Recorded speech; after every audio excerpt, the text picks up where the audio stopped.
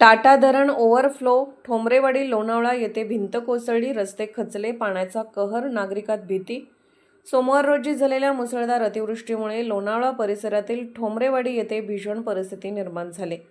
सततच्या पावसामुळे टाटा धरण मोठ्या प्रमाणात भरून ओव्हरफ्लो झाले असून परिसरातील ओढे व नाले रौद्ररूप धारण करत वाहू लागले. या पाण्याचा प्रचंड लोट थेट श्रीनाथ सोसायटी ठोंबरेवाडी येथे धडकला. विठ्ठल श्रीपद गायकवाड व गणेश बाळकृष्ण गायकवाड यांच्या घराजवळील मजबूत दगडी भिंत जोरदार पाण्याच्या प्रवाहात वाहून गेली.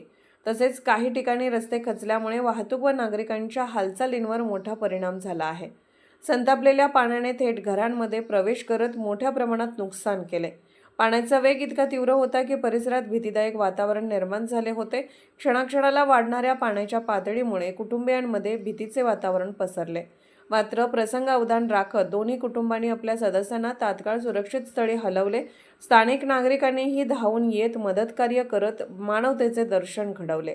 या घटनेमुळे संपूर्ण ठोंबरेवाडी परिसरात भीती व चिंतेचे वातावरण निर्माण झाले असून प्रशासनाने तातडीने घटनास्थळी भेट देऊन नुकसानग्रस्त भागाचा पंचनामा करून आवश्यक मदत व उपाययोजना कराव्यात अशी मागणी नागरिकांकडून होत आहे. सारा न्यूज नेटवर्क, मावळ प्रतिनिधी ज्ञानदेव कदम.